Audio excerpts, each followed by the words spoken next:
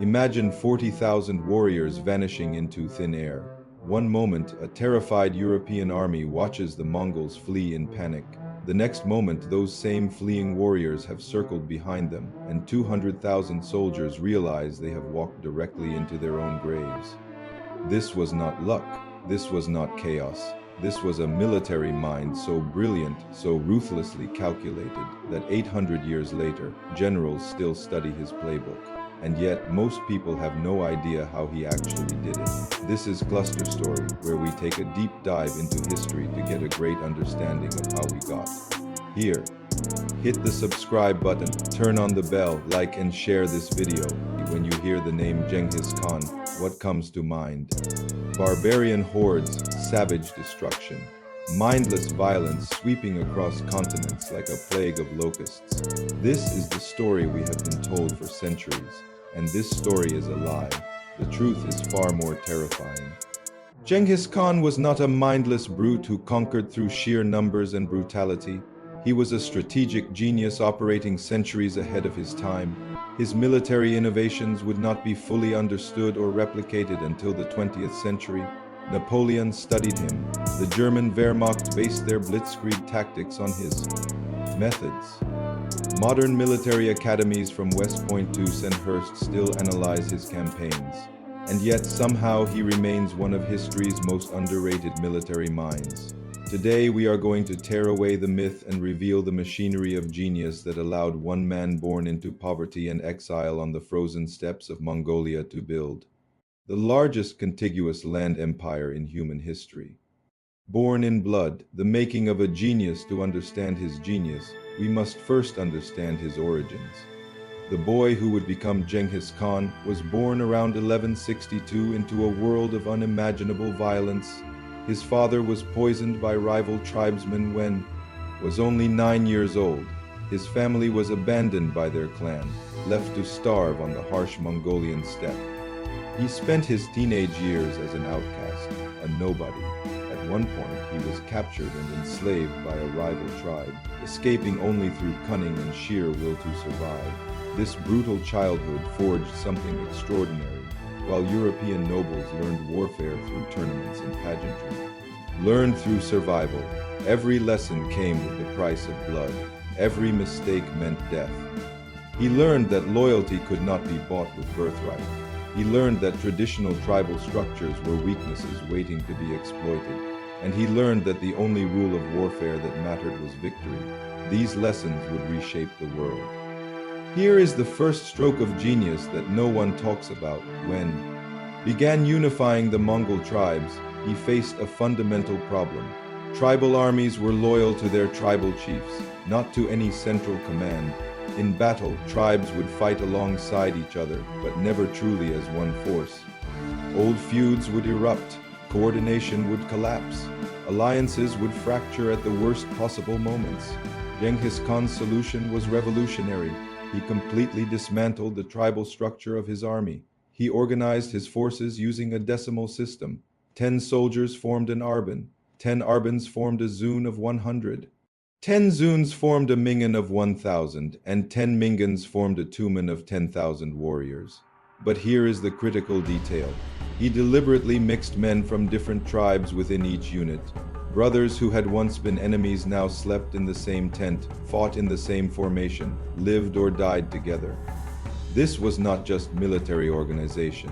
This was social engineering on a massive scale. Within a generation, tribal identities began to dissolve. A new identity emerged: Mongol, loyal not to a clan but to the Khan.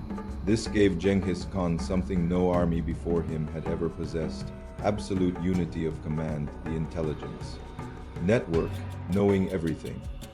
Modern military theorists speak of information dominance, the idea that the army with the best intelligence wins before the battle even begins.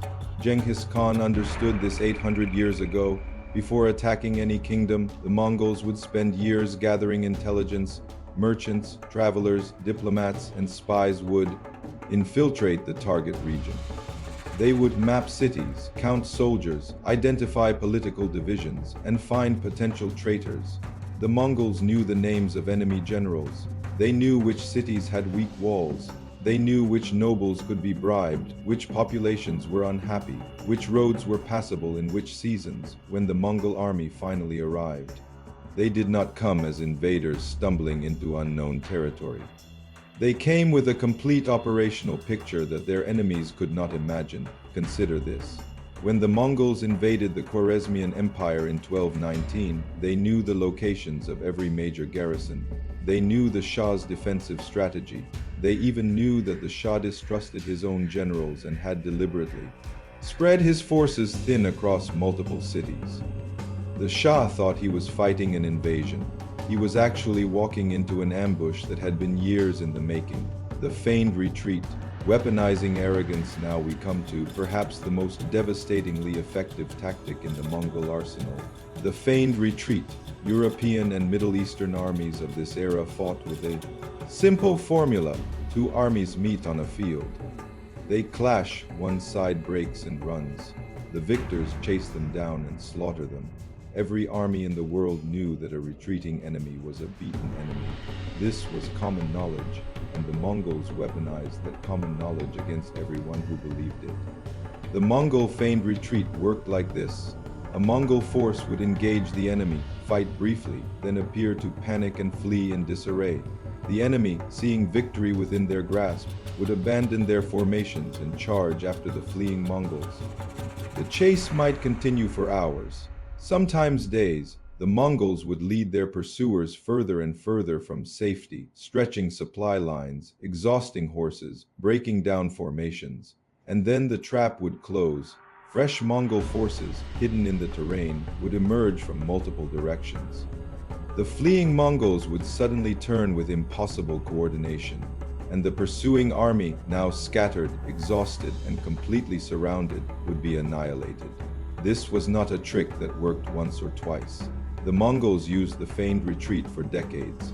Army after army fell for it. Why? Because it exploited a fundamental psychological weakness, the arrogance of assumed victory. When men believe they are winning, they stop thinking. And when they stopped thinking, they died. Mobility. Outrunning the impossible, the Mongol army moved at speeds that seemed physically impossible to their enemies. Each Mongol warrior rode with 3 to 5 horses. When one horse tired, the rider would switch to a fresh mount without stopping. This allowed the Mongols to cover up to 100 miles in a single day. For comparison, a European army of this period might cover 15 miles on a good day. This extreme mobility meant the Mongols could appear where they were least expected, concentrate forces before the enemy could respond, and withdraw before any retaliation could be organized. During the invasion of Khwarezm, Mongol armies attacked cities hundreds of miles apart simultaneously. To the defenders, it seemed like the Mongol horde was everywhere at once. In reality, it was a carefully choreographed dance of rapid movement and precise timing. The psychological effect was devastating. Defenders never knew where the next blow would fall. Reinforcements dispatched to one city would arrive to find it already in ruins while their home city burned behind them. The Mongols were ghosts, striking from impossible directions, vanishing before any defense could form. Siege warfare, adapting and overcoming now. There is a common myth that the Mongols were helpless against fortified cities. After all, they were nomadic horsemen. What did they know about sieges? This myth crumbles under historical scrutiny. Genghis Khan understood that walls were the great equalizer. A small garrison behind strong walls could hold off a much larger force. If the Mongols could not crack cities, their conquests would stall. So the Mongols became masters of siege warfare through a simple principle: absorb and adapt. When the Mongols conquered a people who possessed useful skills, they did not simply slaughter them. Engineers, craftsmen, and specialists were identified, spared, and recruited into the Mongol machine. Chinese siege engineers designed trebuchets and catapults. Persian specialists developed new techniques for undermining walls. Muslim engineers introduced advanced gunpowder weapons. Within years, the Mongol army possessed the most sophisticated siege capabilities on Earth, operated by experts from a dozen conquered civilizations. At the siege of Nishapur, the Mongols deployed 3,000 giant crossbows, 300 catapults, and specialized incendiary weapons. The city fell in 3 days. The lesson is profound. True military genius is not about perfecting what you already know. It is about relentlessly absorbing new capabilities and integrating them into your system. Psychological warfare. Terror as a tool. We cannot discuss Mongol warfare without addressing the terror. Yes, the Mongols committed atrocities that still shock historians 8 centuries later. Entire cities were massacred. Pyramids of skulls were constructed as monuments to Mongol vengeance. The death toll of Mongol conquests may have reached 40 million people. But here is what most people miss: the terror was not random. It was calculated. The Mongol strategy was explicitly designed to make resistance seem futile and surrender seem appealing. Cities that surrendered without fighting were spared. They were taxed, organized, and integrated into the empire. Life continued relatively normally. Cities that resisted faced annihilation, not just military defeat but complete destruction. Every living being put to the sword, buildings razed, the very name of the city erased from memory. This created a brutal but effective incentive structure. As the Mongol reputation spread, more and more cities chose surrender over resistance. The terror preceding the army accomplished what the army itself might have struggled to achieve. This is not a defense of the atrocities. It is an acknowledgement that they were part of a coherent strategic system. The Mongols understood that warfare is not just about defeating armies. It is about breaking the will to resist communication. The Yam system empire is not just about conquest. It is about control, and control requires communication. Genghis Khan established the Yam, a postal relay system that spanned the entire Mongol Empire. Relay stations were positioned roughly 25 miles apart across thousands of miles of territory. Riders carrying messages could switch horses at each station, maintaining high speed continuously. A message could travel from Mongolia to Persia, a distance of over 3,000 miles, in a matter of days. For comparison, it might take European merchants months to cover the same distance. This meant that Genghis Khan and later his successors could coordinate military operations across continental distances with unprecedented speed. Orders issued in Karakorum could reach generals in Hungary within weeks. The Yam also served as an intelligence network, carrying reports from every corner of the empire back to the center. No rebellion could grow undetected. No threat could emerge without the Khan receiving early warning. This infrastructure of communication was the nervous system that held the largest land empire in history together. Meritocracy, promoting the best, perhaps the most revolutionary aspect of Genghis Khan's system was its meritocracy. In virtually every civilization of this era, birth determined destiny. Nobles led armies because their fathers had led armies. Competence was secondary to bloodline. Genghis Khan inverted this entirely. His greatest generals, the legendary figures who conquered kingdoms and terrified continents, came from common origins. Subutai, perhaps the greatest military commander of the medieval era, was the son of a blacksmith. Jib, who led the first Mongol invasion of Europe, was originally an enemy soldier who had shot Genghis Khan in battle. Rather than execute him, Genghis Khan recognized his skill and made him a general. Promotion in the Mongol army was based on performance. Courage, cunning, and loyalty were rewarded regardless of birth. A shepherd's son could rise to command 10,000 warriors if he proved himself worthy. This created a military leadership of extraordinary quality. Mongol generals were not pampered nobles playing at war. They were hardened veterans who had earned every rank through demonstrated excellence. The European campaign, a demonstration of mastery in 1241, the Mongol army delivered a masterclass in warfare that Europe would never forget. 2 Mongol forces invaded Europe simultaneously. One, led by Batu Khan, struck Hungary. The other, led by generals Kaydan and Baidar, invaded Poland. These 2 armies were separated by hundreds of miles of territory, including the Carpathian Mountains. Coordinating their actions should have been impossible. And yet, with almost supernatural precision, both armies achieved their decisive victories within 2 days of each other. The Polish army was destroyed at Legnica on April 9th. The Hungarian army was annihilated at Mohi on April 11th. This was not coincidence. This was the product of the communication systems, the mobility, and the command structure that Genghis Khan had built. Even after his death, his machine continued to function with perfect synchronization. Europe lay essentially defenseless. Vienna was within striking distance. There was no army left to stop. The Mongol advance, and then, abruptly, the Mongols withdrew. The great Kangede had died in Mongolia. Mongol law required the princes to return for the succession council. Europe was saved not by its own strength, but by a death thousands of miles away. History pivoted on this moment, but what matters for our purposes is what the campaign revealed. The Mongol military system, built by Genghis Khan, could project coordinated power across distances that European commanders could not even conceptualize. The legacy echoes through history. Genghis Khan died in 1227, but his methods lived on. Napoleon Bonaparte studied Mongol campaigns and incorporated their emphasis on speed and concentration of force.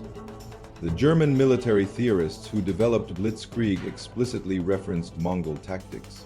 Modern doctrines of maneuver warfare bear the fingerprints of a 13th century nomad. But beyond specific tactics, Genghis Khan's legacy lies in a philosophy of warfare that transcends any particular era. Warfare is not about fair fights. It is about creating asymmetric advantages. Know your enemy completely before striking. Move faster than your opponent can react. Adapt and absorb new capabilities relentlessly. Break the enemy's will as much as their army. And above all, treat war as a system, not a collection of individual battles. These principles applied in the 13th century. They applied in the 20th century. They still apply today. Conclusion: the genius obscured by blood. Why then is Genghis Khan's military genius so underrated? The answer lies in the blood. The sheer scale of Mongol destruction has obscured the sophistication that made it possible. When we hear of pyramids of skulls and devastated cities, our minds recoil. We label the Mongols as barbarians, as a natural disaster rather than a military force. This is a mistake, a category error. The atrocities were terrible. They were also the product of deliberate strategy, not mindless rage, and the military system that enabled those conquests was a work of profound innovation. Genghis Khan took an illiterate nomadic people from the edge of starvation and, within a single generation, transformed them into the most effective military force the world had ever seen. He pioneered concepts that would not become standard military doctrine for 700 years. He built an empire that, at its height, contained 1/4 of the world's population. He did all of this not through luck, not through mere brutality, but through genius. A genius that remains, to this day, dangerously underrated. Thank you for watching Clusterstory. If this deep dive into history opened your eyes to something new, hit that subscribe button, turn on the bell, and share this video with someone who loves history. We will see you in the next one.